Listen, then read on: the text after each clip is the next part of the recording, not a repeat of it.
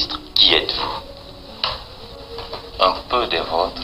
Oui. J'ai 39 ans et suivi en 1955-56 le stage de radiodiffusion à Maison Lafitte.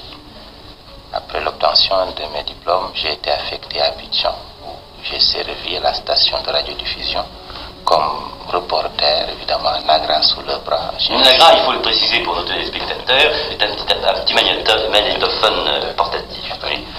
Jusqu'aux fonctions de directeur de la station, fonction que j'ai exercée pendant 4 années. 15 février, j'ai été nommé ministre de l'Information de la Côte d'Ivoire. Bon, alors on peut dire que vous êtes vraiment un ministre de l'Information du bâtiment.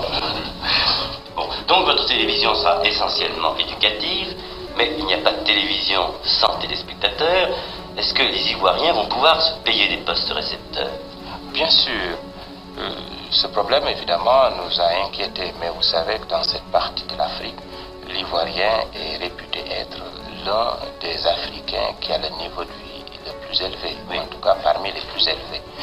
Mais nous avons quand même procédé à une enquête et nous nous sommes rendus compte que 17 000 Ivoiriens avaient acquis des récepteurs de radio dont le prix varie entre 85 et 150 000 francs de chez nous.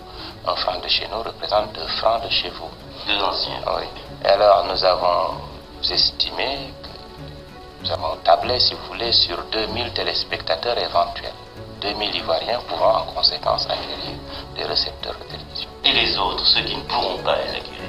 Nous avons pensé à eux et nous installerons dans les halls d'information des récepteurs collectifs, une partie, ou en tout cas une grande partie des populations du village pourra venir voir les émissions éducatives et même de divertissement qui leur sont destinées. Mais ce sont des halls qui étaient déjà des halls d'audition de la radio. Oui, d'audition de la radio, où le soir, les populations se retrouvaient, écoutaient les émissions radio qui par la suite étaient commentées.